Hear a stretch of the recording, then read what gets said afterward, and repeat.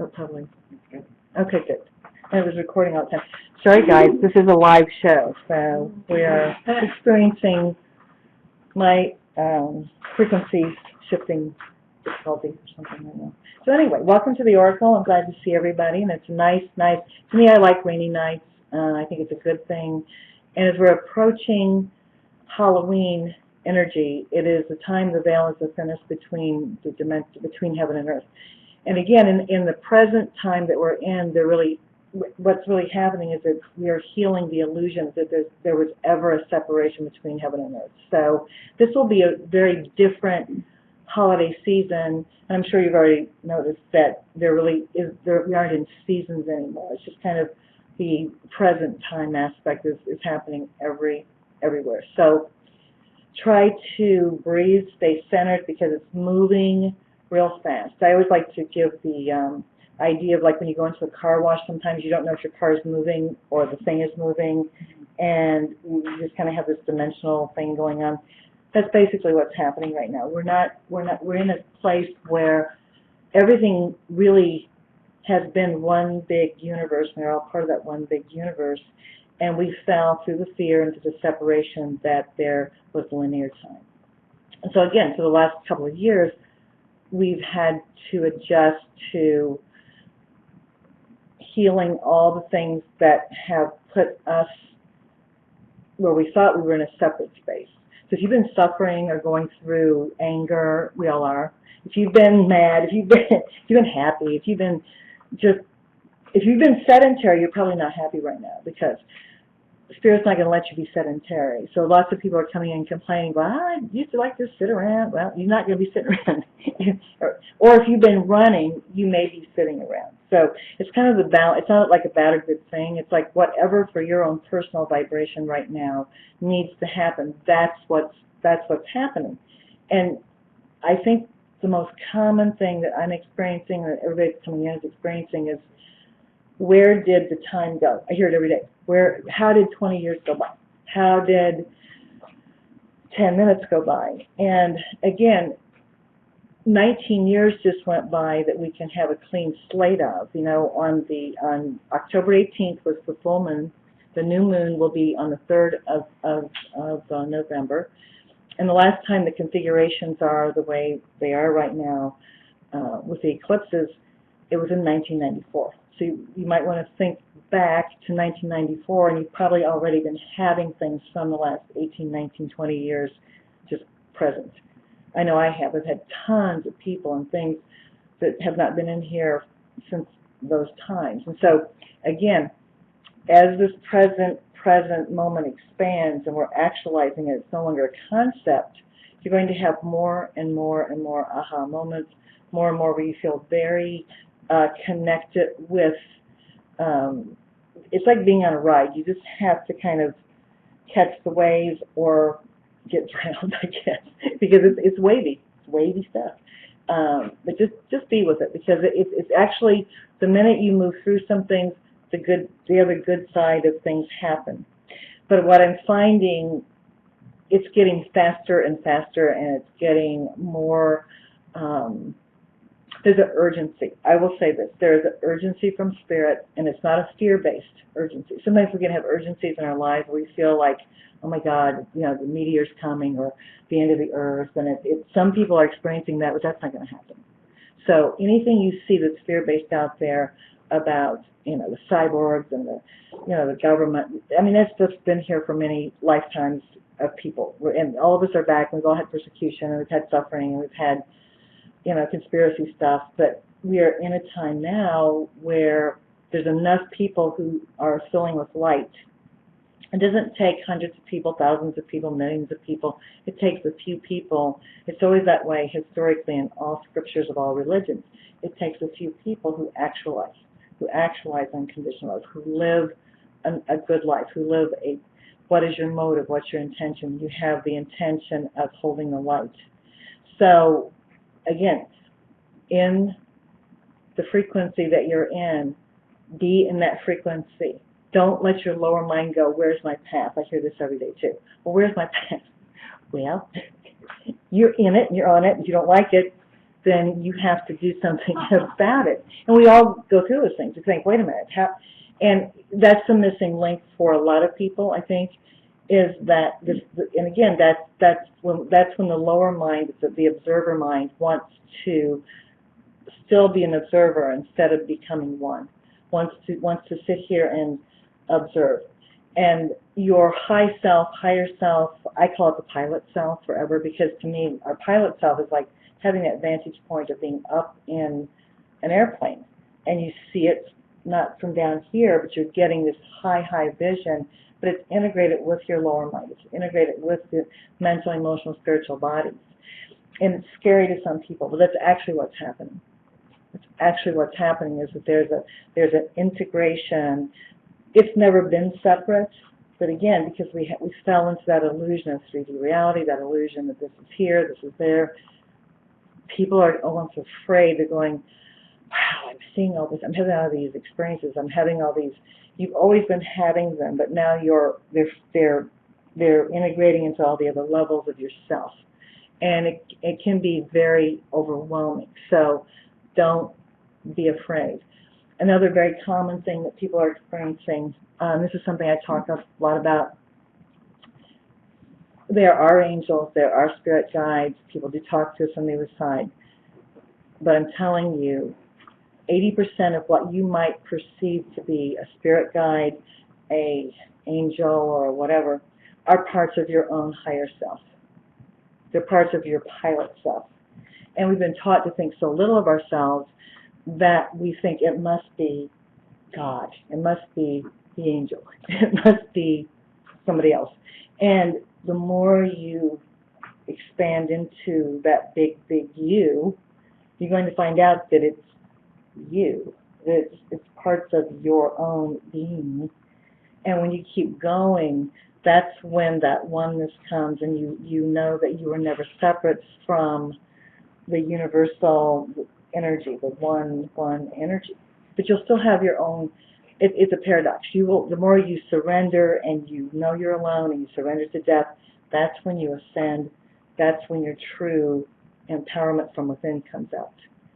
And a lot of the New Age movement has been really good, but there's been a lot, of course, you know, there's always interesting things in all types of movements of consciousness. So the thing I've always felt and always taught is it's about motive, intention, being yourself. Your power does not come from evoking. You don't have to be into witchcraft. You don't have to be into this. You don't have to call on forces outside of yourself. When you feel the empowerment from within, you will naturally connect with nature. You don't have. It's not the opposite. You don't have to go out and do evoking. We've all been at ceremonies and different things we've done and different people. There's a natural. Anytime you do speaking outside, wind will come up. Anytime you do clearing, you know, rains will come, things will happen. It's a natural. It's not that I thought, oh, I'm going to evoke the spirits or make it do this. When you're in that empowerment, in that at one from within, there's no separation. So what happens a lot in and again, there's nothing wrong with certain types of rituals or whatever. It's never been my thing. And I think what's going to be happening is many times when people do ritual, it's a practice, right? It's almost like you're practicing. You're practicing focusing your attention, or we're moving into a time when your ritual, your routine, your prayer, your meditation won't be something that's a separate idea. It's what Jesus, Buddha, and all the great saints and masters taught. Be in a constant state of prayer and meditation.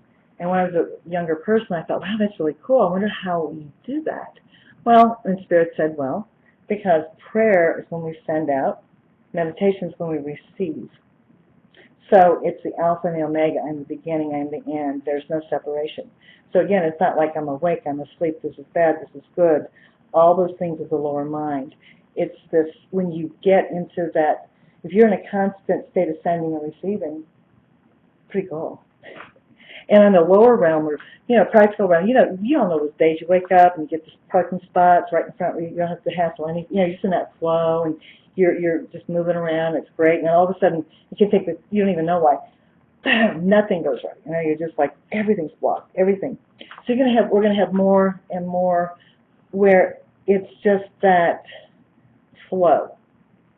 It's that flow where you are not, it's not about having to think, am I going to meditate now? Am I going to do this now?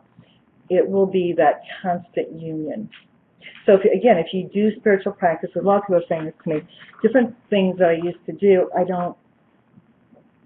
not getting something from it, or I'll listen to this, or I'll do that. And it's because you are your own frequency. You are your own individual being that has your direct connection with God. And because you have your direct connection, your and and ooh and whatever will be your own and ooh. I like that one. and so if you find that that's shifting around, don't worry about it. Because it scares a lot of people. They go, wait a minute, man, I used to do this mantra. I used to have this, there's a lot of people in my age range that were a huge thing back in the 60s, 70s was TM. They gave people their little, I don't know, I didn't do it, but their little, and it was good for a lot of people. But I'm getting a lot of people in my age range going, well, I don't know about that now.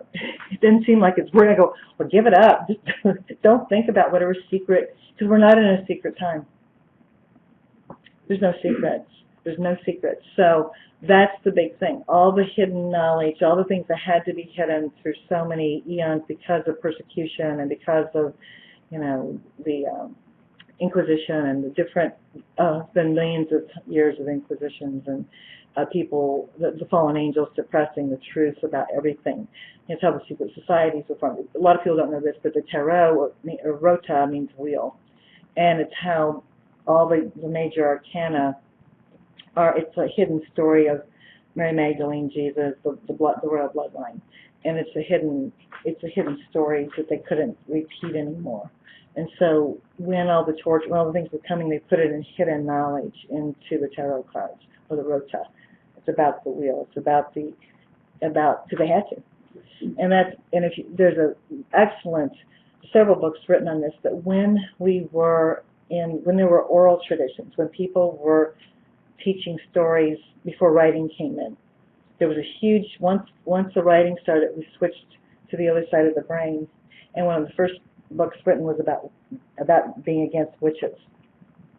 Oh yeah, there's some really interesting, I'll get you some of the names of the books, it's fascinating, brilliant books, because when we were in the flow and what was Lemuria? Sound. Lemuria was the manifestation of the Great Mother and the animals, and it was about sound. When the frequencies of Atlantis, which are more the male side, and the other side of the brain, we switched into, there was another mode. What's happening now is an integration. So again, it's not about matriarch or patriarchal. We've had that, and it doesn't work. Anytime you have a dominance of one over the other, it's not a good thing. We are made in the image of Creator, Elohim. In our image, we made them male and female. The inner psyche of a male is female, the inner psyche of a female is male. And the more you can, in your brain, think about this, because it's very real. It's a yin-yang. And everybody loves yin-yang, but we are the yin-yang. So it's about, we look at symbols, but we are those. We're the living embodiment of symbols. So the more you can start to think of yourself as a citizen of the universe, however you want to get past identity attachment, get past thinking I'm male, I'm female, I'm Christian, I'm a Jewish person, I'm this, I'm a that, I'm an American, when we have this so ingrained in us about identity being with groups of people, we get in trouble, because that's all of a sudden somebody's got to be right and somebody's got to be wrong. And there's so much wasted time, and people, the history repeats itself in some very creepy ways too. Like, when you see people still arguing about, look how popular the Tea Party was, right? Oh, now it's not. Well, this is just history. You know what I'm saying? So when people get riled up about these radical people and all these different groups, right?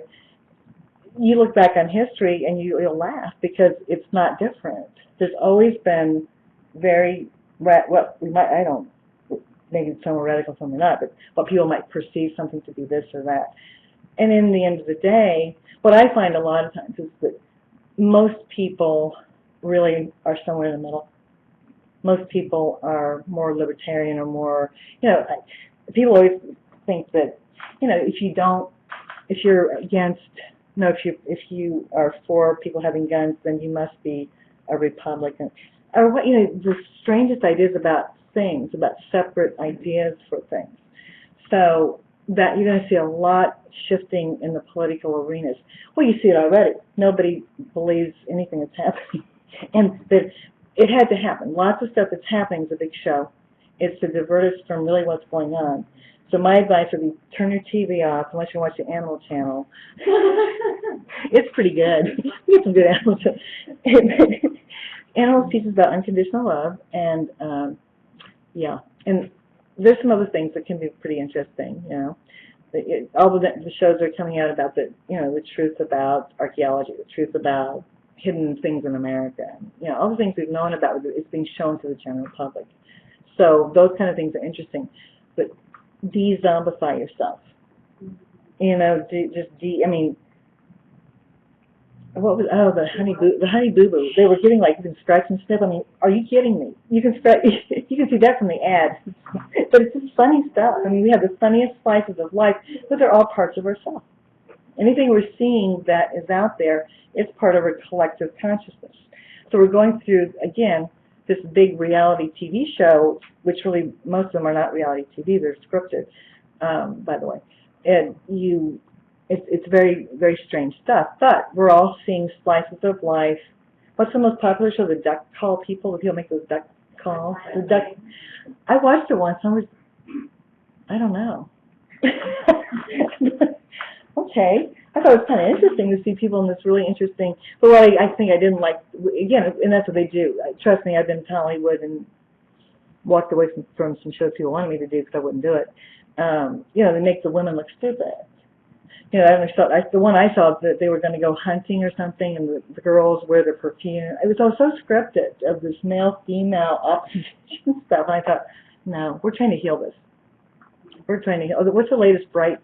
I just thought the other day, I'm pausing the TV, and I have a friend named Bertie. It's a really stupid commercial. Makes this older woman like she's stupid. You know, and I think we're seeing the last of some things play out like that, where this personification or this paradigm of men are this, women are this, and as we know in the real world, many men and many women don't do traditional roles.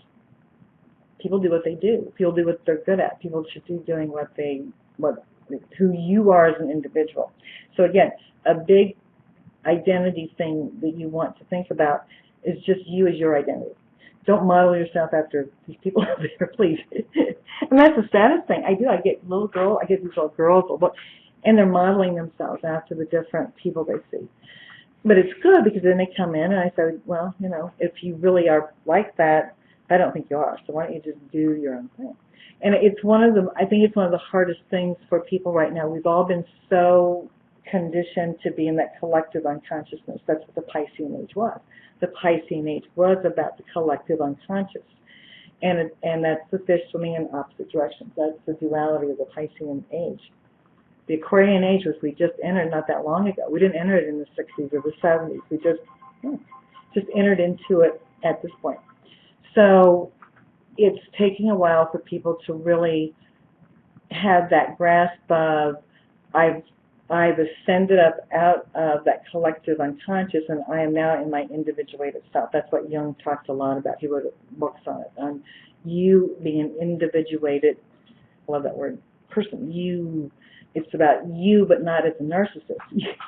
You as a being safe enough to be you. And so much of what we've all had to heal is fear, because when you have been conditioned by fear, and fear and control are the same thing, it's stuff where we're kind of being deprogrammed, I would say, because we're brought up in very subtle ways through religion, through school, through different things, to be corralled in and to be contained and to be, accept that it's okay to be told what to do. And the other side of the coin, of course, is when people break out of control or break out of what they think they're being themselves, but they're still just really in a reactive place to fear and control. So it's a middle road. And how do we break out of staying in karma? Karma is reactive. For every action, there's an equal and opposite reaction. Scientific law. When you let whatever's activating you, if you deal with it right that moment and then keep moving and say, okay, how far back does this go? Where's the point of origin? You can heal it. But we've been so conditioned to feel like we're constantly having to defend or to, it's exhausting. So Dharma, again, is being present, being non-attached. It's about non-attachment, but it's a non-attachment with your heart open. So that's a meditation that we're going to do.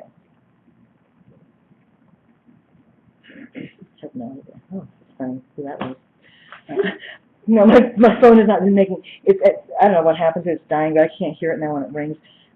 That's the first time I've heard it. That's really interesting. Oh boy. So do a meditation, but does anybody have anything they want to ask or share or talk about? There's a lot of stuff going on. I was going to tell you, we went down to Mama's Cave. Well, on the way to the cave, there's a rock shop, and I stopped in there because, I had to look at the rocks and crystals. The woman working there, I kind of chit-chatted with her a little bit. She goes, I have a message for you. She said, there is no coincidences. We meet everybody for a reason. And I said, well, I know that. And she said, my message to you is to keep accentuating and bringing back the divine feminine. Yeah. She said God was androgynous, and she all right. There you go. Just keep bringing back the divine feminine. Yeah, that's awesome. I thought, just totally out of the blue, I thought she really gets it. She's a very awoken person. That's interesting. So you were at Mammoth Cave, or which one? We stayed in Horse Cave. Right, then you went to... We were around there, and then we went to Mammoth Cave. I have pictures of myself when I'm probably like 6, 7 years old with having taken group pictures with all the strangers going through it. I've got several pictures of that with my parents. I remember it's very intense. That's a big cave. Well, that's what they call it, Mammoth Cave, I guess. Yeah. It's 400 miles now. Wow. 400 miles, Mammoth Cave. South of 65.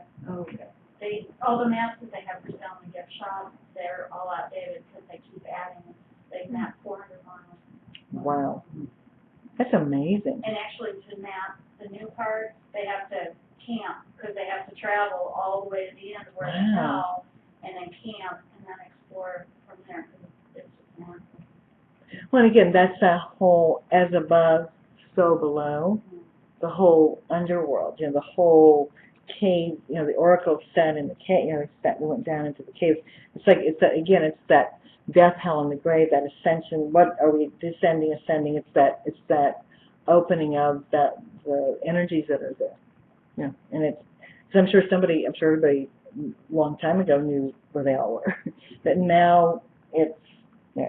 And I'm sure that there's, at the end of the day, I'm sure there's probably not much that isn't connected in one big highway underneath, and that's the thing. There's a lot of that kind of stuff that's going on. It's very interesting. Yeah. Did you get to go?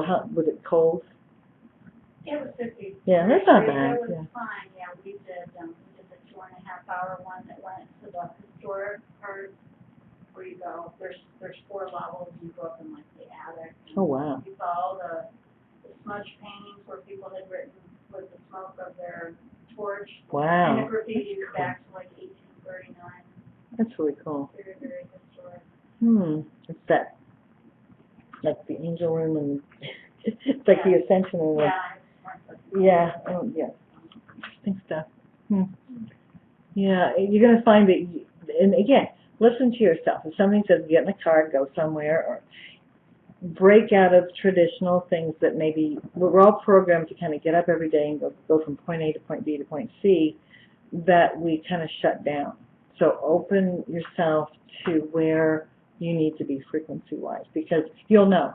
Or there may be things that you used to do you just absolutely don't want to do. Lots of people are breaking routines, that used to wake up and do this and go here and drive this way. They don't even want to do this or do that anymore. So it's all very individual of what is right for you. It's not somebody pontificating and saying, these are the rules. And that's hard for some people. Some people still want all the rules.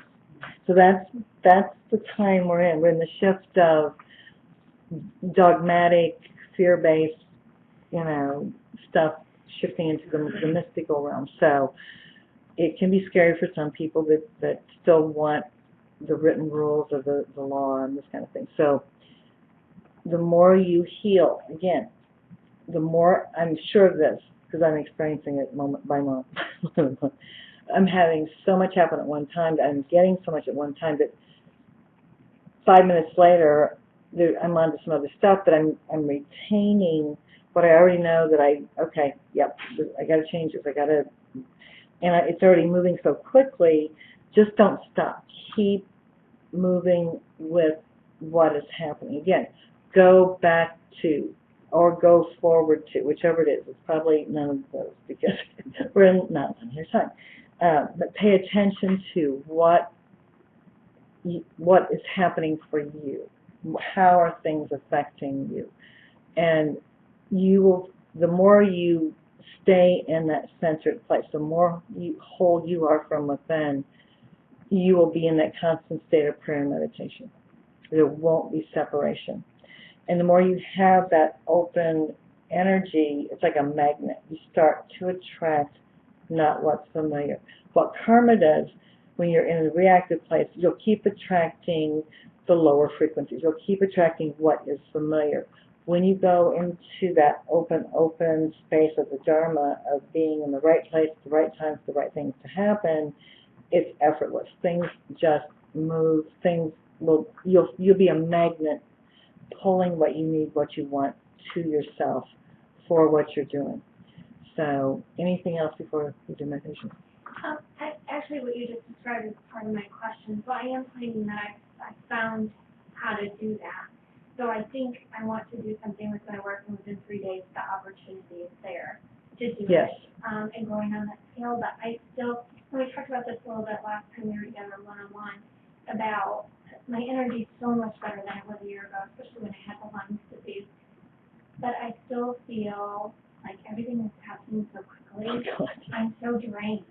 I feel like I still could be better at, because I can't believe that the people that are coming into my life and the things that obviously I'm going to be here to help them to heal are much bigger than what I was doing a year ago. Because you're bigger. You've expanded and I think sometimes, like when you had the Lyme disease, I think sometimes everything happens for a reason. So I think sometimes more was happening than you knew when you were sick. I think a lot of times we're going through healing crises, and a lot of times we don't have energy. Again, the lower mind always wants to judge it as bad or good. You're probably gestating. You're probably working on moving things, healing things. So that's the last stop's the body. So when the body goes, we're going to slam you down here to restrict stuff you're doing, and you have to face certain things, it's not always that bad thing. And what I have found historically for myself and others is when you go through those low frequencies and you're tired and you're drained and it's really if you want to avoid having any kind of accident, deal with your stuff. If you're not dealing with your stuff, you will have an accident. Accidents will come your way because you've got this buildup of energy and then boom, and then what happens? You have to relax, right? So I think with the Lyme disease, when I look at your physical realm, I think what was really going on many levels for you, you were really gestating and working through stuff and moving things and formulating, so that when you came back out, when you re-emerged here, that the high frequencies, the totally different types of clients and different things you want to do with your work are coming in. And there's even more. So what I would do with that, because it seems very, very overwhelming. So what I've had to do lately is go, okay, wait a minute. But isn't it cool? Everybody, aren't you all different from where you were a year ago? I know I am. I know everybody that I know, and you are totally just radiant, and it's wonderful. But it's almost mind-boggling. And it will get to be like that, I think, really, even 5 minutes to, 10 minutes to a week where you go, oh my God, last week I thought this, why did I think that? And the thing is not to judge, just to kind of keep going. Because as you shed the lessons, as you shed the need to act out things in this level, you won't do it. That's the best part. When you finally get that, you go, yeah, I don't really have to do that. No. And the minute you know you don't, you're out of that compulsion and you're out of that attraction, tons of other stuff. And that's what I always see around people. I call it being in orbit. I'll look at lots of people, including myself, sometimes I go, oh my gosh, there's all this amazing stuff and it's orbiting. Why is it orbiting? Because there's no room to land. It's like if you have a full glass of water, you can't get new water in that glass. You have to empty it out to let the new water in. And so I think that that's what's happening. I've also been saying to Spirit, you know what, I get all this, it's really, really fast, and it's really, really this. I don't want to run the energy, but I want the energy to run me. What do I do? And the second I go into kind of a mindful place about that, you kind of get a breath, and then it kind of moves again. And yeah. And Yeah. I'll tell you real quick, at chapter 3 in the story that we started with the hawk, we are going to Captiva. It's my favorite place. One of my favorite places on earth. Captiva. Oh, good. You are going to go. Yes, when are you going? November 15th. Oh, wow. And You're sticking around. birthday the 27th. Oh, you'll love it. You're going to stay in South Seas, or you're staying in, yeah. Yes, I took all your suggestions. Good, because you'll love it. Yeah, Captiva and Sanibel, if you don't know, are two little islands off of Fort Myers. It's like you might as well be in the Caribbean. It's beautiful, beautiful, beautiful. Oh, sanctuary. Little sanctuary, lots of all sanctuary. Beautiful, beautiful. They can't build tall buildings. They can't, it's really just. Captiva was where the pirates would take, when they kidnapped women, they took them there, but I don't think they minded it because it doesn't have a business. I think they like the pirates. Seriously, because I used to think, that's kind of weird. Just take me away. And I really never picked up, I saw a few pirate spirits and stuff, I really never got the feeling of like, oh my God, bad things happen here. It's more like, hey, get me off the boat. I've been on the boat too long. Oh, yeah. Seriously. I mean, it's like, yeah. So if you've never been, it's a really cool place to check out. Yeah, Sanibel. When you first come off, it's Sanibel, and it goes into Captiva, and there's even other little islands. But yeah, you think you're in the Caribbean, and some of the best shelling in the world. They have beautiful shells. You can find those incredible shells you don't see anywhere else. And I don't know what they're called, but at night you go and look in the water, and there's like these phosphorescent thingies. I don't know what they're called. But get a lot of those. So You pick them up and they glow. they glow, yeah. Yeah, it's so cool when you're in the water. Yeah, I don't know what the name of it, but they're really, it's just a magical, they had a big hurricane go through that, which took out tons, I know, of trees back years ago, but it's come back and all that kind of stuff. So I'm excited. How many days are you going to go? 4, 5. Good. You won't want to come back. You're going to go, nope, staying down here. Yeah, you'll just get into that rhythm and just go, okay. Well, that's exciting. Yeah, I think you'll have tons of stuff. It's a creative place for people, and I think you'll have tons of stuff. You'll have that time to like really reconnect. You'll actually be there for Alan's birthday. That'll be good for him. And he'll have that some neat experiences with that too. That's exciting. Anybody else? Well, I think we've already been meditating, but we can pretend like we weren't. No, we can meditate now. No, okay. Let's do this tonight.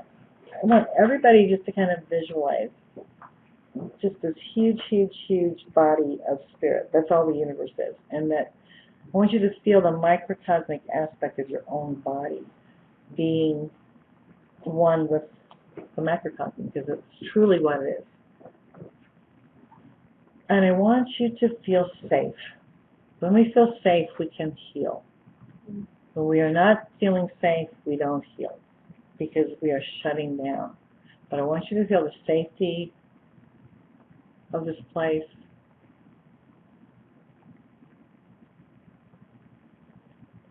I want you to feel the safety of your own body temple. It's safe to be a spiritual being in the physical body at this time on this earth. And there's layers and layers of things that we've all been moving. I want you just to feel the energy washing that away. All the grime and dirt and sludge and icky stuff, just let the light pour down over you. Let it go into every cell of your body, activating all the light that's already in there. Burning up the dross, burning up the energy.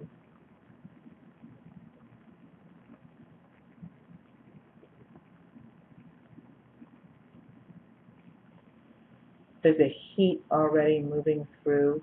You might feel heat in your hands, tingling energy moving through the body.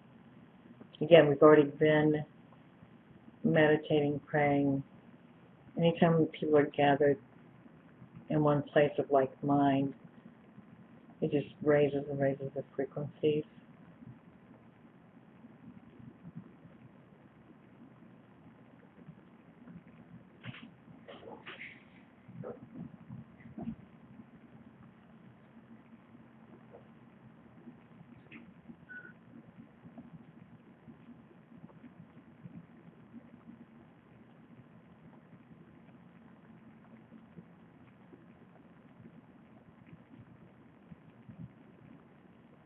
You can come on in, whoever. That's okay. That's okay. We're just still in that state. Dan wanted to come into the vibration with a key, Samo. Okay, yeah, please. You can come on in if you want. You can sit in the hall, wherever you want to be. First of all, this is what I wanted to do today. We're not going to go through the chakras. We're not going to go through the things. Everybody's energy fields are already wide open. So what I really want this energy to flow into, because I can look at everyone here on all different kinds of levels, and you've all been doing really good work to push out the things that are not of the light. To all the things that have activated you are, you've worked through them, but they're hanging around. Just like when you watch, you're looking through a window and you think it's clear, and all of a sudden you wash the window and you see that now it's really clear.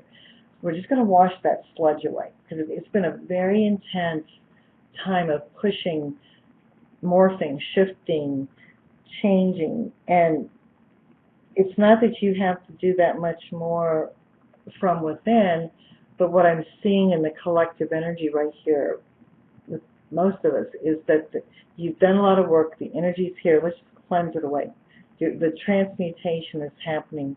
Let's burn off the dross. Let's wash away all of these things that have been activated that are not you anymore. Again, in accordance with each person's free will and highest good. We're grateful for this beautiful energy circle, for beautiful people that are here. And I want you to feel safe enough to open your heart.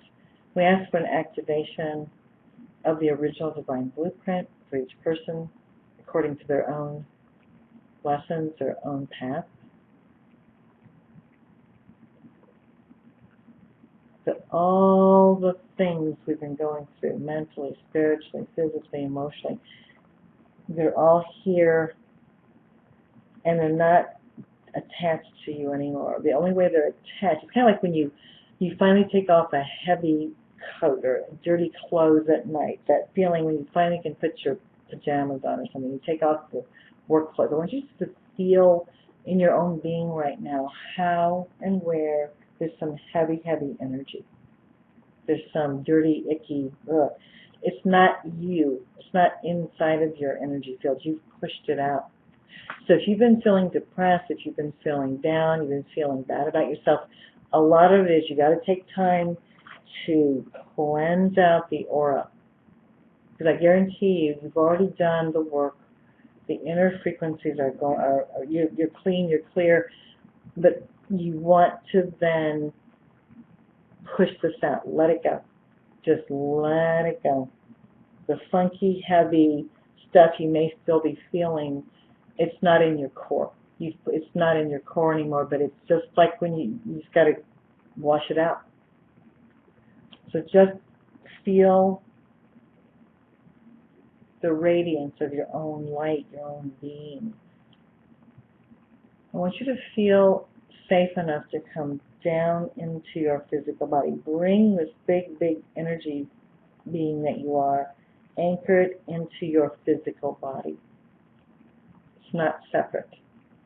This pilot self, the high self that people are always talking about, it's not separate. And I want you to feel it within your body, and I want you to expand your body temple out into that oneness, because it's all there. We ask the last of what's keeping anybody here in the illusion of separation, in the illusion of fear,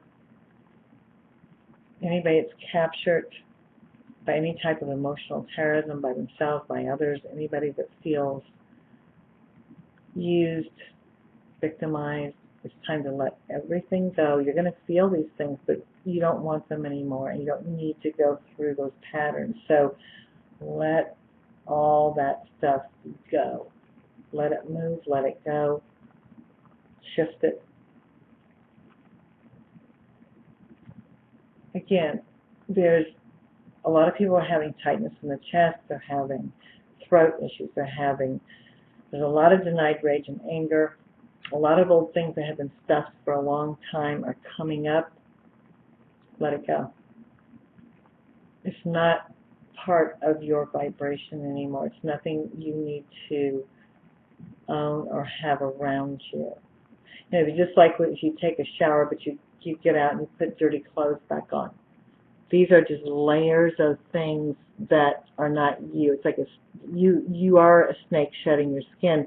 You can't get back into the old skin. Let it go. Or it's like trying on a pair of shoes you wore when you're 10 years old. Don't keep trying to put your foot back into that small shoe. That's where so much discomfort is coming from everybody. Is that when there's that illusion of separation or that denial of that bigger being of light that you are.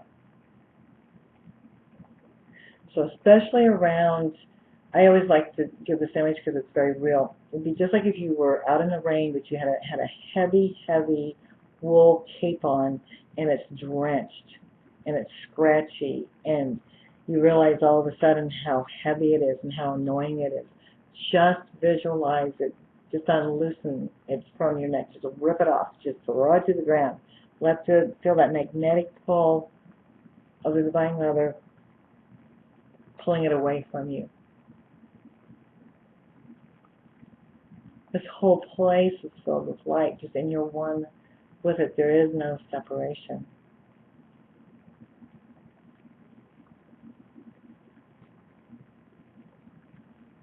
The attachment, the confusion, the different levels that we're all going through right now, the more whole you are, the less you will feel compelled to do things you don't want to do, or that are not of the light, or not right for you. There won't be an attachment. You will have that fulfillment from within. So again, we ask the last of some old umbilical cords, thought forms, habits, compulsions, patterns that keep repeating, the sins of the fathers that go through 7 generations, the things in the lower DNA. We ask in accordance with each person's free will and highest good. We ask for all those things to not just to be cut. We want them pulled up by the root so that we don't regrow them. We don't want to revisit the stuff. The stuff that you've worked through, this icky, yucky stuff that you're transmuting, let it go. Let go of the attachment to suffering. Let go of all of the things that are keeping you from being a happy, joyful person. There are many that's part of the dark forces always want to rob your joy. And then you can again, start to understand how you set yourself up to be that victim, or to even victimize or sabotage yourself. It's one of the trickiest archetypes, is a saboteur.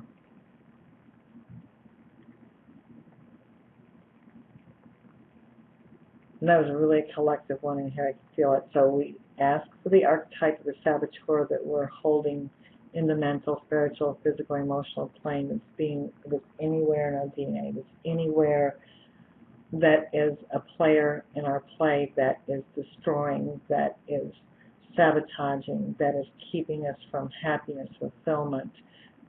We ask that all those places in our body, mind, and spirit where this has an anchor, we ask this to be pulled out by the roots. We ask the Archangel Michael to sever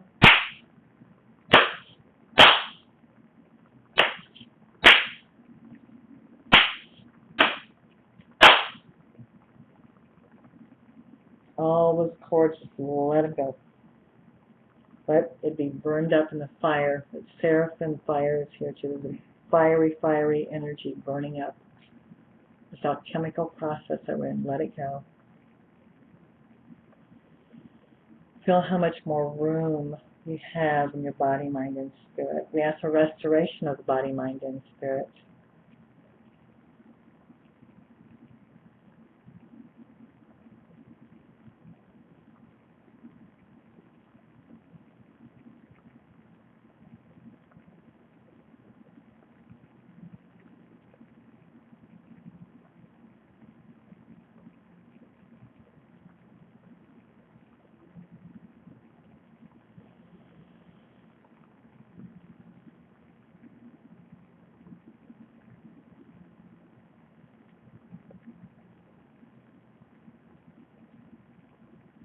I want you to become more and more and more and more aware of yourself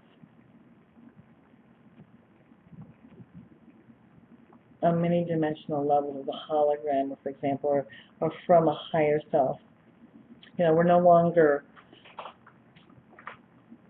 trapped and looking into a mirror. It's like, you know, people in the 80s when they had, you tell they weren't looking at their hair from the back. They're just teasing their hair from the front. No concept what it was like in the back. Oh yeah, those are lovely, lovely days. So I just got this picture. It's like, it's like see and become this big energy you are, but from all different directions. Because there's a lot of things that people are experiencing with backs. Backs are always when you don't feel supported, or you're stabbed in the back, or you're blah, blah, blah. It's kind of like you have to have your own back. Okay? It's about accepting responsibility for every part around you. So, and again, you have the ability to be the all-seeing eye of yourself. You have that capacity within yourself to see and protect and without shutting down. And that's the key thing. That is the key thing.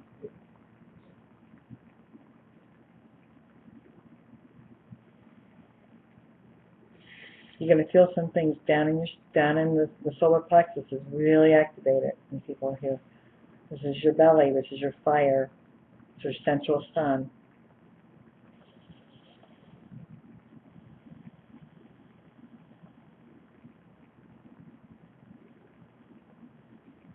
You can't do other people's work for them. It's one of the hardest lessons that all of us learn, is we want to make it right for people. We want to do it for others. We don't want to do it for others, but we get so aware of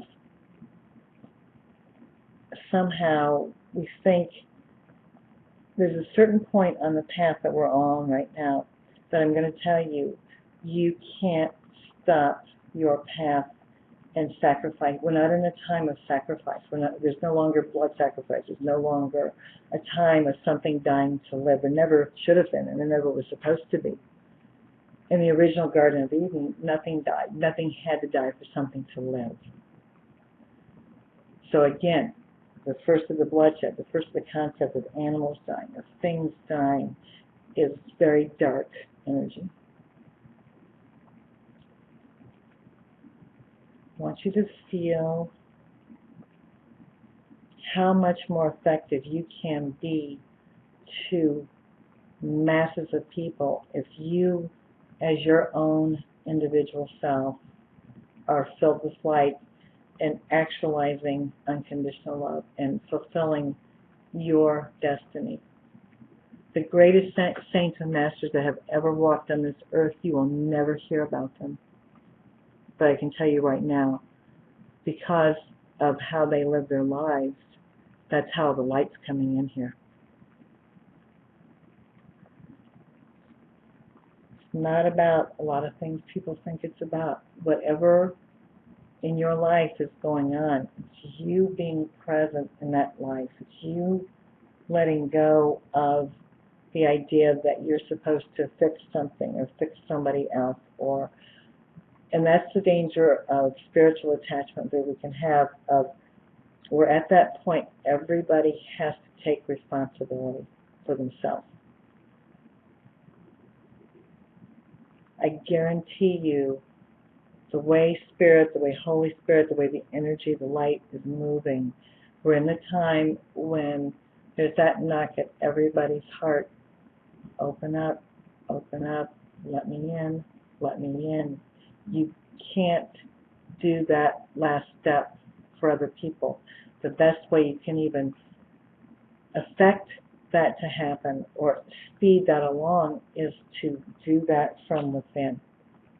Activate your own open-hearted compassion. Be in that path of the actualization of unconditional love. The beautiful mandala, the white Tara that we just witnessed last weekend, was so magnificent, so beautiful. And again, it's an active energy. It's an active meditation. And that's why they destroy it. You know, so many people gasp and get upset when they dismantle. It's not about the attachment to that sand. It's about motive and intention while they're doing and creating. It's an active meditation. You don't have to be a Tibetan Buddhist monk creating mandalas or multiphonic singing or whatever. You are who you are. You do what you do, and you will be very surprised at the amazing gifts of spirit that you have. Everybody on this earth is here for a reason. We're all different. It may not look like it, but we are. Just like every snowflake, every raindrop, everything, every sparrow is different. You are a unique being of light. You were created out of love from the Divine Mother, Divine Father, and you were given the most magnificent gift of free will, of co-creation, and all the suffering that we've been going through or that we've been feeling the pain of is what you have created outside of your divine blueprint. And it's not that you've done something horrible. You used your free will. You did the best you could do. Let it go. Let the guilt, shame, fear. This is the last realm of some energies here about guilt, shame, fear. Again, in accordance with each person's free will and highest good, we ask that wherever that guilt, shame, fear is dwelling in the body, mind, or spirit, and it's a putrid energy. It's a very dark, putrid energy when you stay trapped and you still have hidden places in your body, mind, and spirit that you won't let that light in. Let it go. It doesn't matter what you've done. It doesn't matter what There's forgiveness everywhere. There's transmutation, transformation. You're not put on this earth to suffer. That's what the dark forces would like for you to think. It's time to come home to yourself. So again, deep, deep, deep, in the deepest parts of our being, I want you to feel your own unique creation that you are.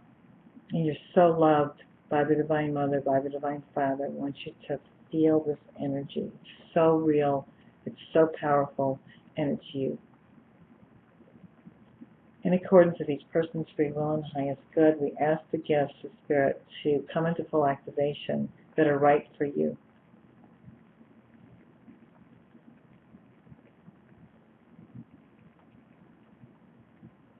Again, wherever on any realm the regrets, anywhere you're beating yourself up, anywhere you're holding yourself hostage and not letting that light come in, let it go. You did the best you could do. You've graduated. You don't have to do a makeup test. You don't have to go to summer school. You're out of learning through repetition. The wheel of karma is antiquated. It is not how we are to learn anymore. Know that so much of the suffering right now, you are your own judge and jury, and you're keeping yourself in that prison. That door is unlocked. There's not even a prison around you. That's the last of the illusion of being captured, of being trapped, of feeling that guilt, that shame, that fear. Let it all go. Let that light fill every cell of your being and all of your world, all of what you and your path are about. Let it just be filled with this light. Let it go into your home, your work, your loved ones, your animals, your path. Just become this beacon. Become one with this energy. Better yet, let go of the false thinking that you're not one with everything.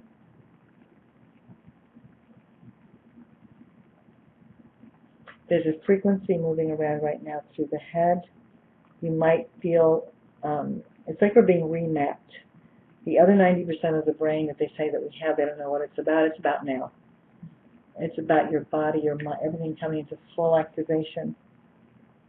So if you're getting headaches, if you're getting pressure, you're feeling electrical, like things are moving through your head, they probably are, but it's an awakening of healing that separation, that reptilian brain, that left brain, right brain.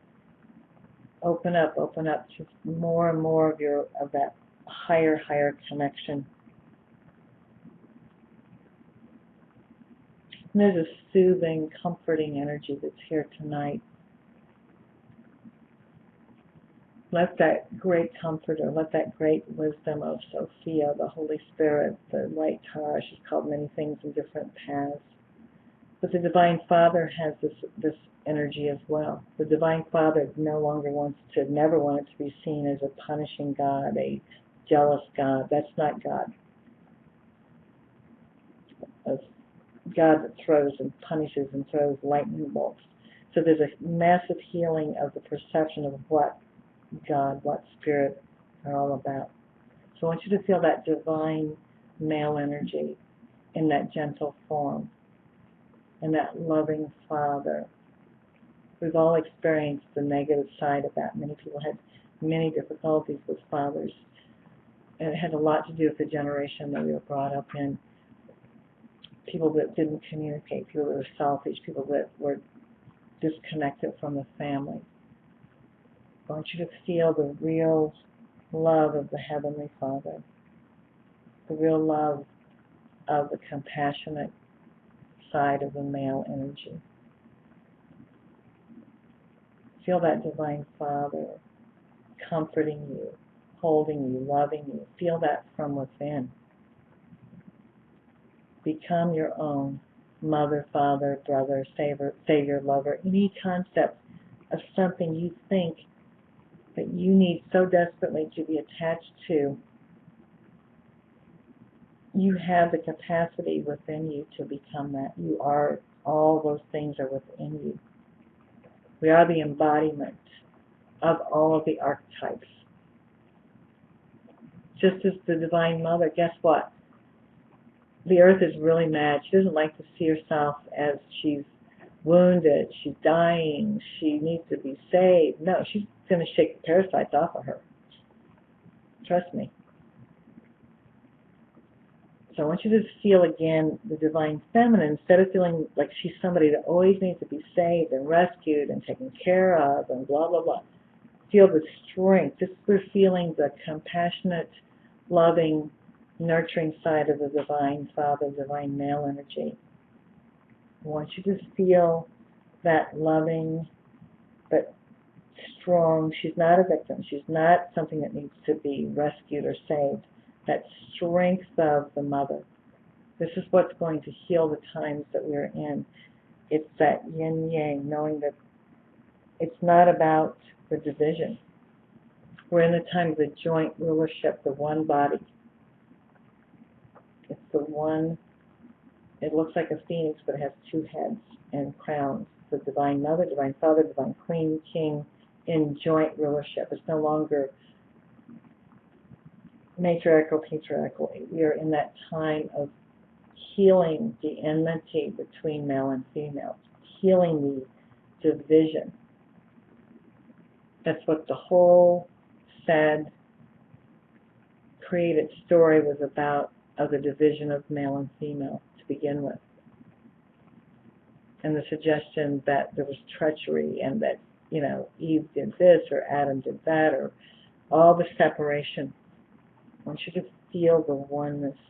Again, whatever you didn't get from your mother. Lots of people had issues with their mothers. Maybe your mother was a victim and wasn't strong, so that's an issue as well. Or didn't stand up for you, or didn't, again, heal those things from within. Become your own mother, your own father. You have that capacity.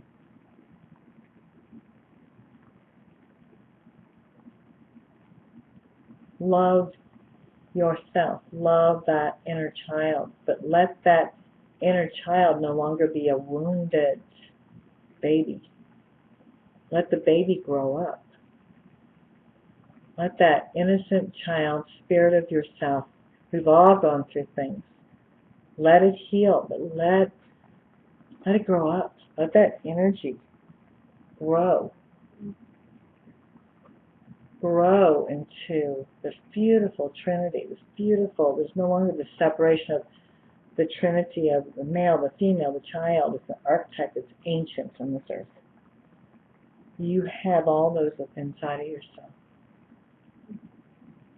It's the Holy Family. It's the whole true Holy Family.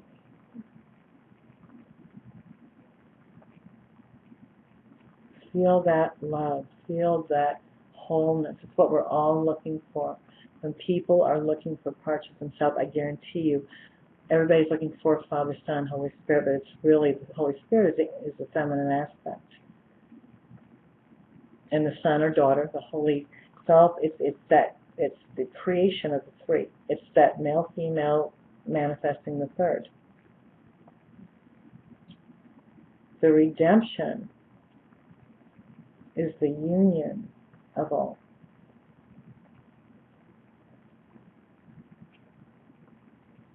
Feel how good it is to know that within your own being, you're whole.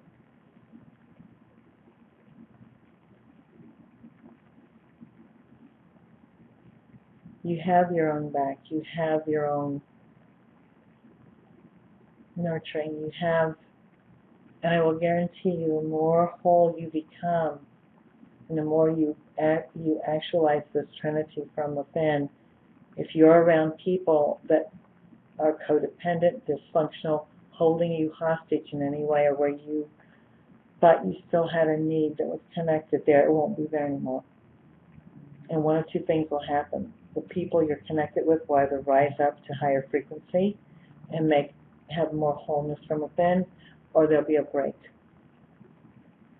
We're no longer in that time of an in-between place.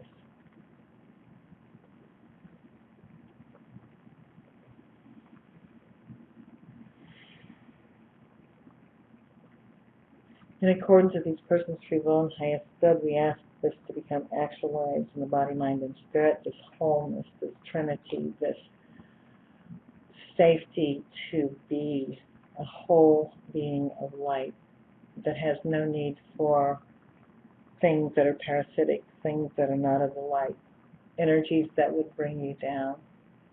Feel that wholeness, be that beacon of actualized love and energy, and it will heal so many people.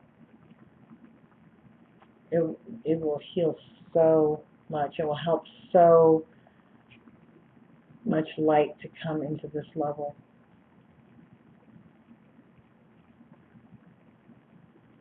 And when you re-emerge from this energy, you're going to stay in this beautiful frequency of light.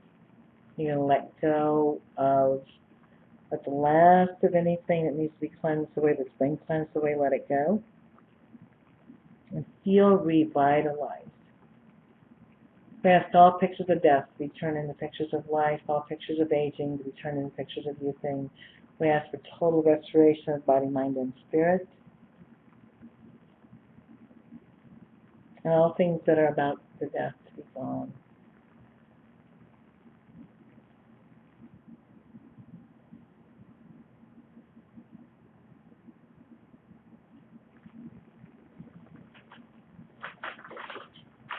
Wow.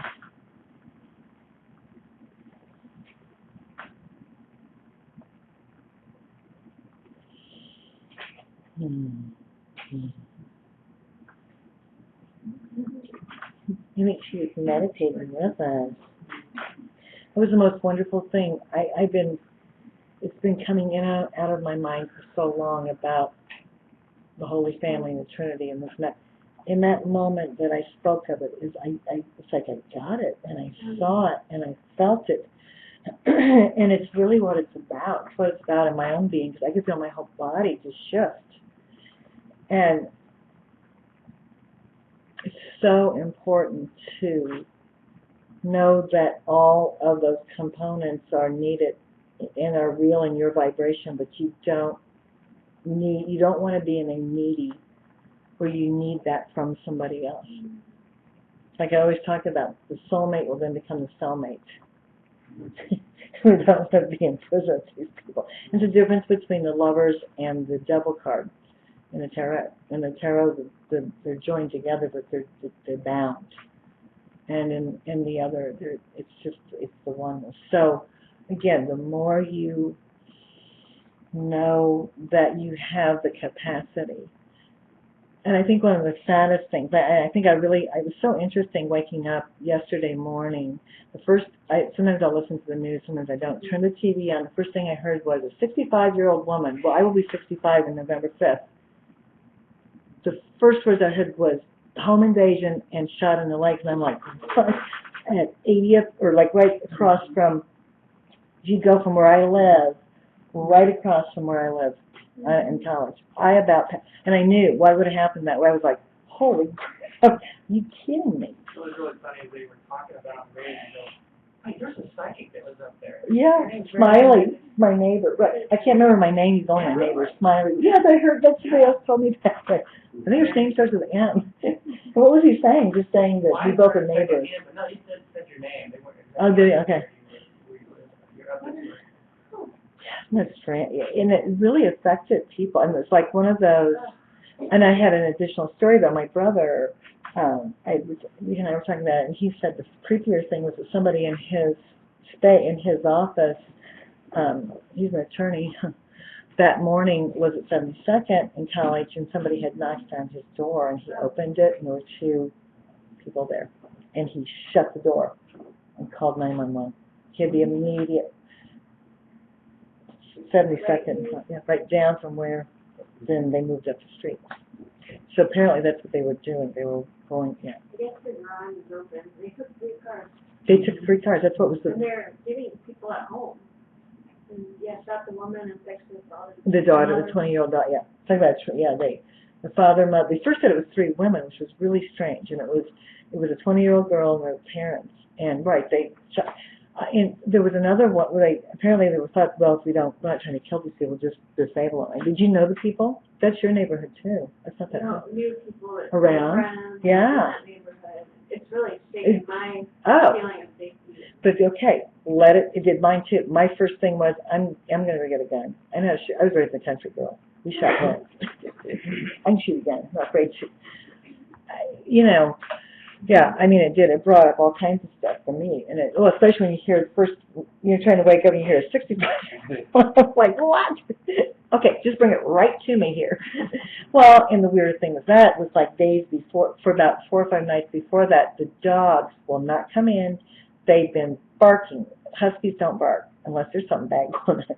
They've been running all around the property. A couple times at night, I used to go out to Walgreens, go out for, I stay up a lot, really late, 3 or 4. I just love staying up at night.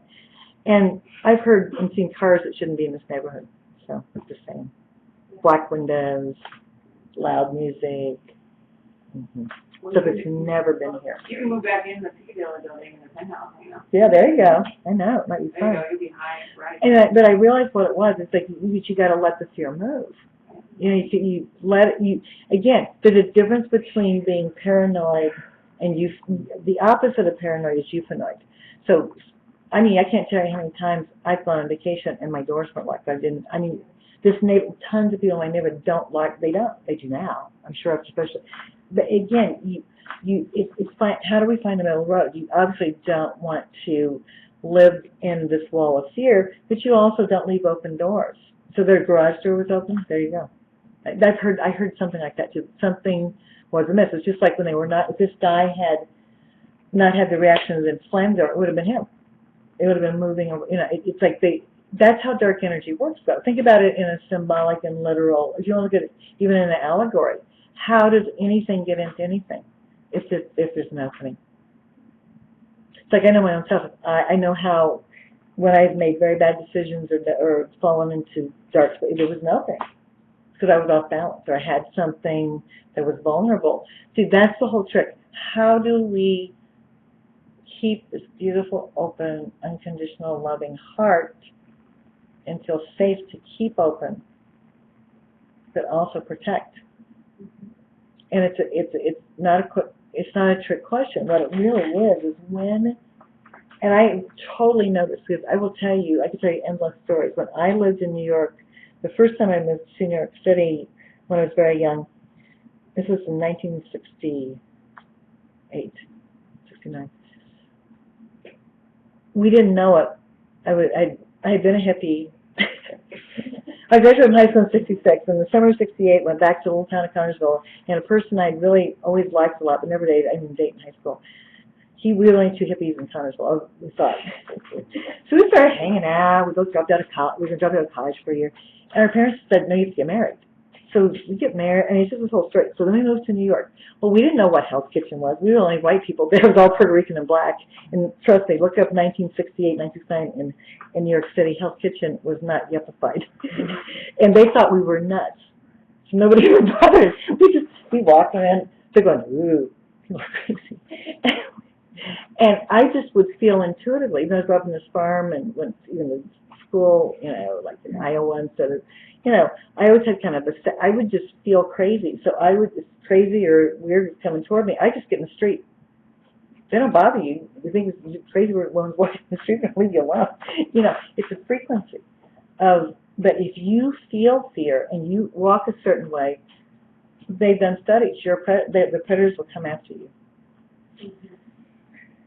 And that was so interesting because what I had to meditate too because it was, I mean, we all have been feeling so safe up in here.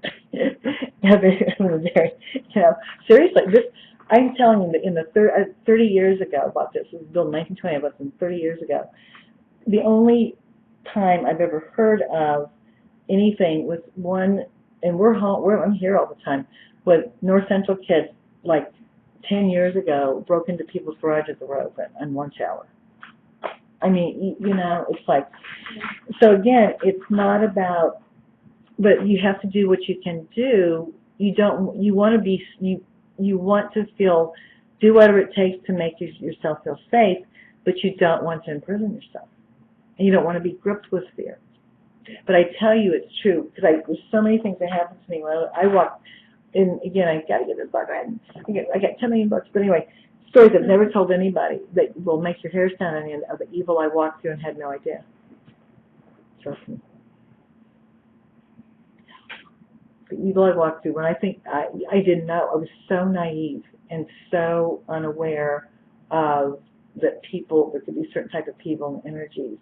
And when I look back on some of the stuff that crossed my path, or I could have totally gotten just, you know, it's really all about where you are in here.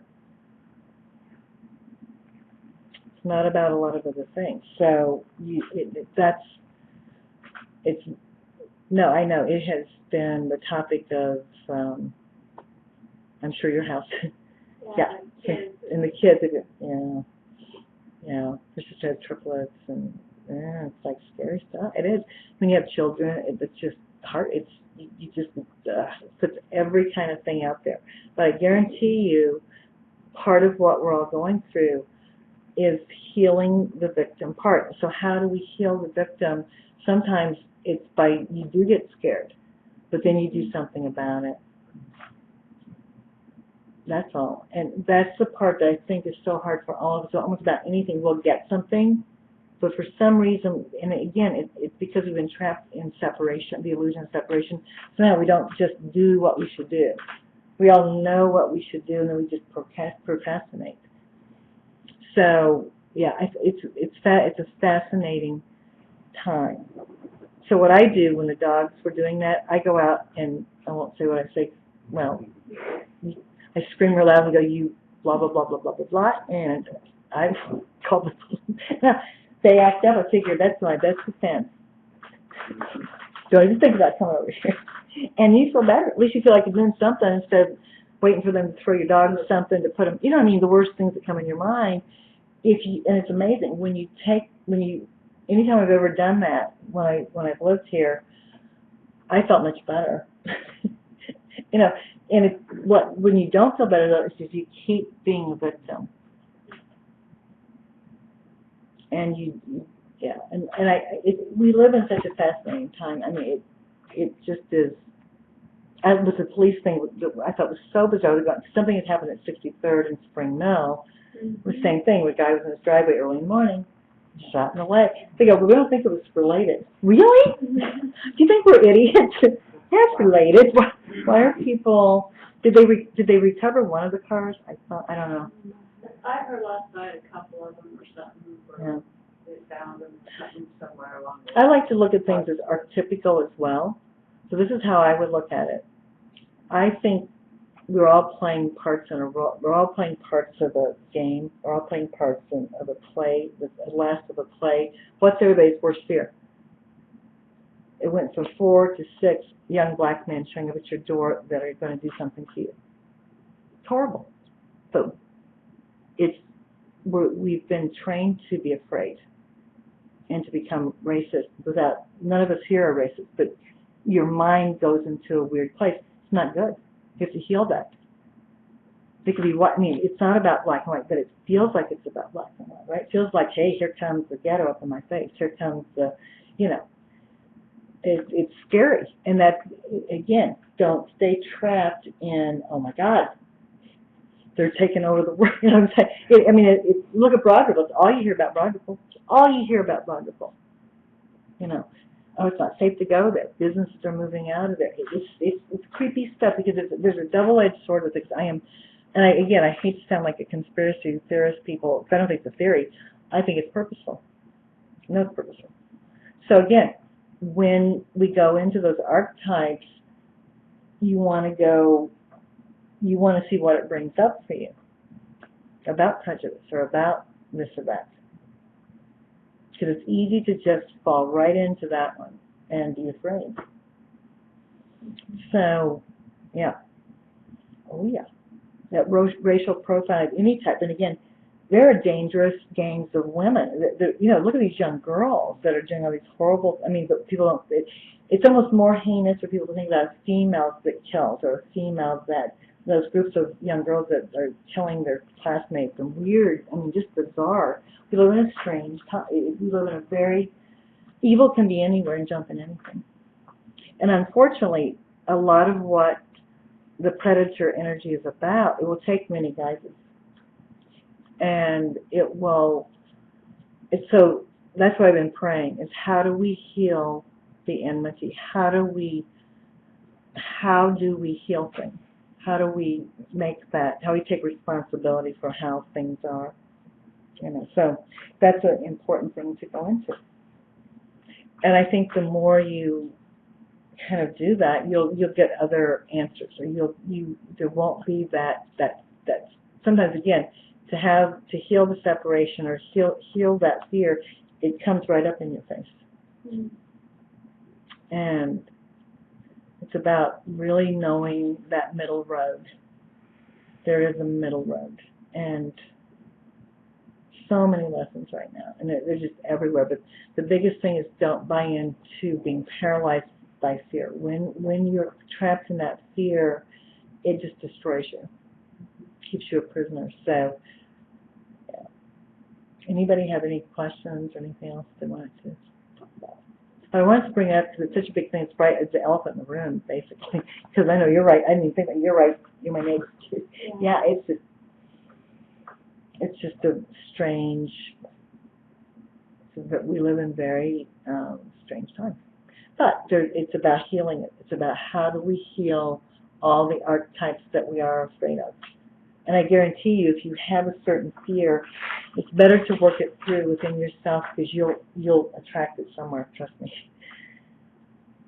This is how it works. Work through your own dark shadows. Work through your own basic gut reactions to things, and then it can change. I think also seeing where these people are coming, like they're obviously in a state of desperation. Yeah, they're in desperation. I feel so, absolutely. It's horrible. So Of course they part are. of us, you know. Right, exactly. It's the have and the have-nots. And again, you know, I don't normally talk about this, but I'm going to because I'm not afraid to talk about this, so I'll talk about it. Listen, they didn't want to get on the slave ships and come over here. And the first thing they did was separate the families. The first thing they did was divide the mothers and the fathers and the children. And what has the welfare state done? You can't have a man living in your house if you're on welfare. But they create welfare so people can keep producing children. We've created, it was a purposeful creation of a mentality of haves and have-nots. It's horrible. I knew it when I was a little kid. I never understood, you know, read about what happened and how things happened. And that was the first thing they did was to divide the family. So we have generational, how many generations of this has been going on? And so, and people get, all up in arms about stuff. No, really? I mean, if you read any history of what welfare really is, what busing really is, it's very sinister, dark stuff. It's very dark. It has nothing to do with racial equality. Do you think it's good for kids to be on a bus for 2 hours every day? Don't you think it was a lot better for kids to, why weren't all the schools good? Why couldn't people just walk to their school?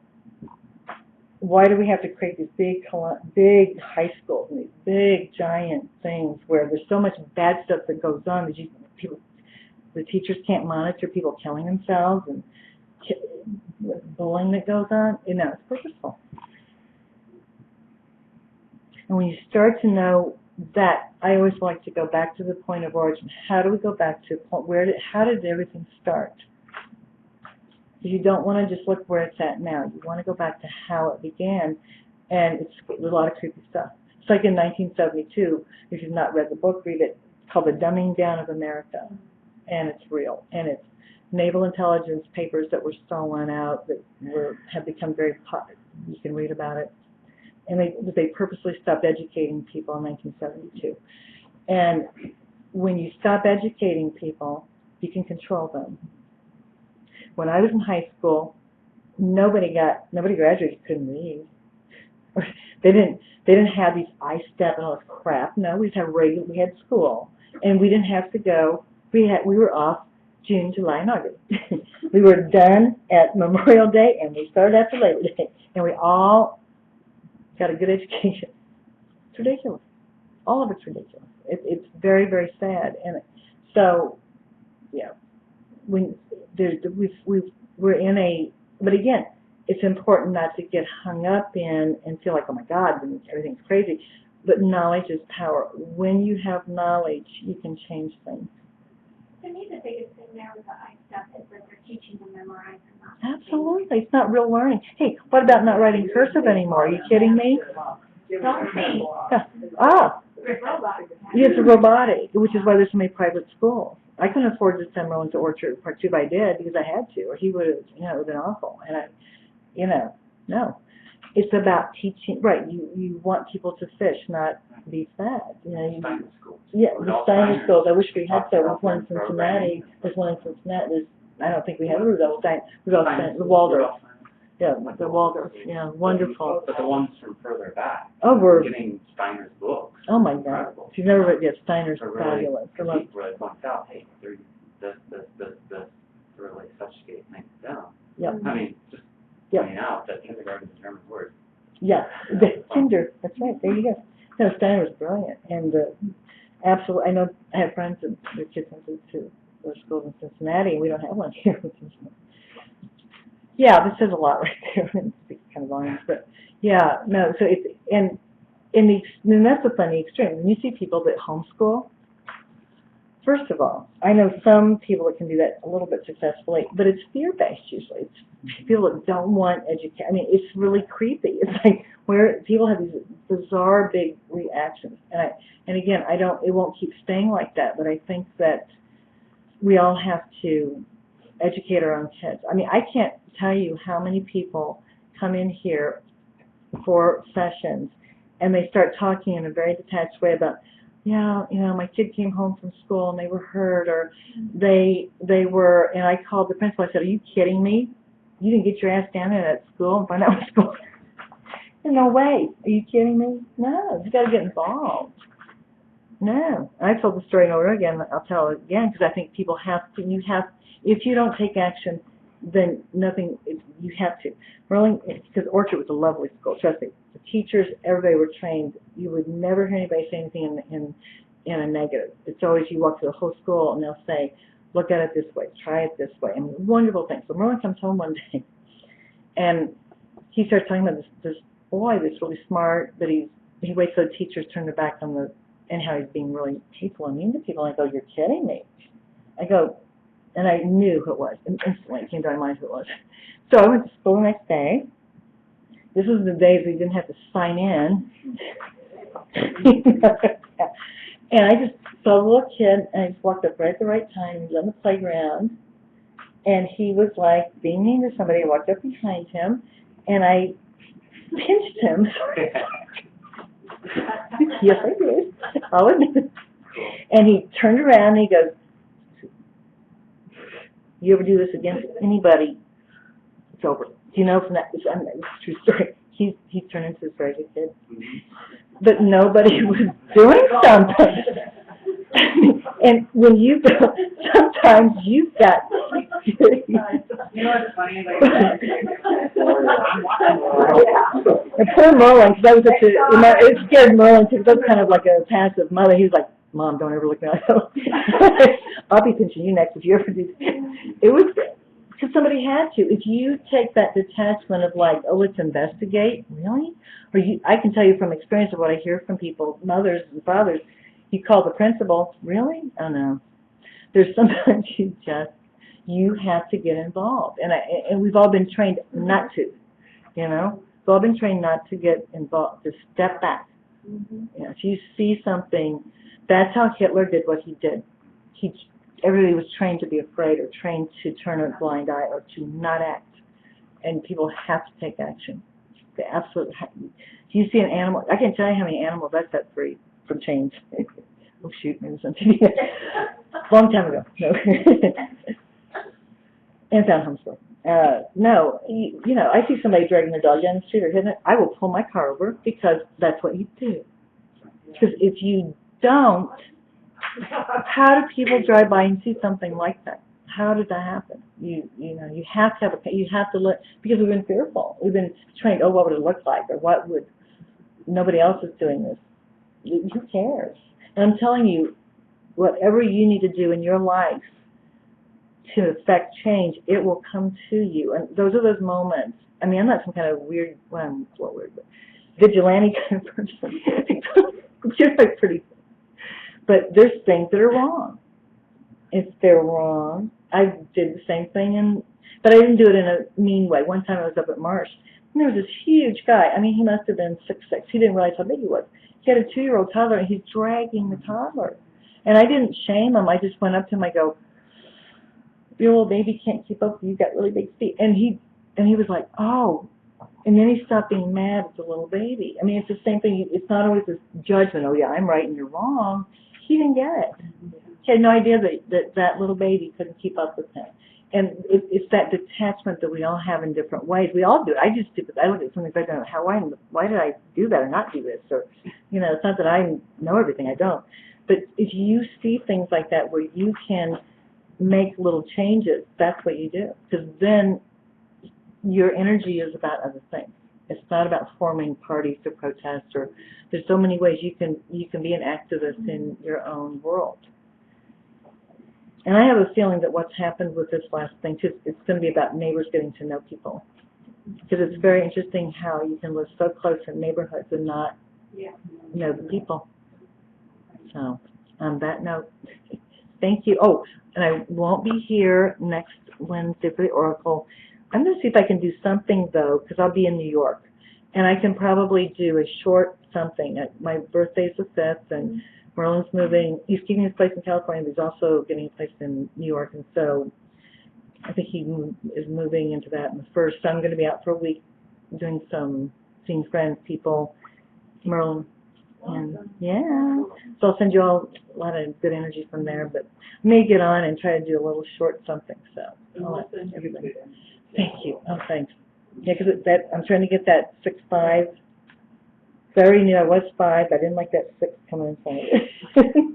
It was like a 5-year-old, man. I'll tell you what it is. They'll have that. That's right. There. That's it. It's going to be 11 now. Yeah. Well, it's when they start, you know, sending you things about Medicaid and burial plots. You go, really? No. Yeah. So.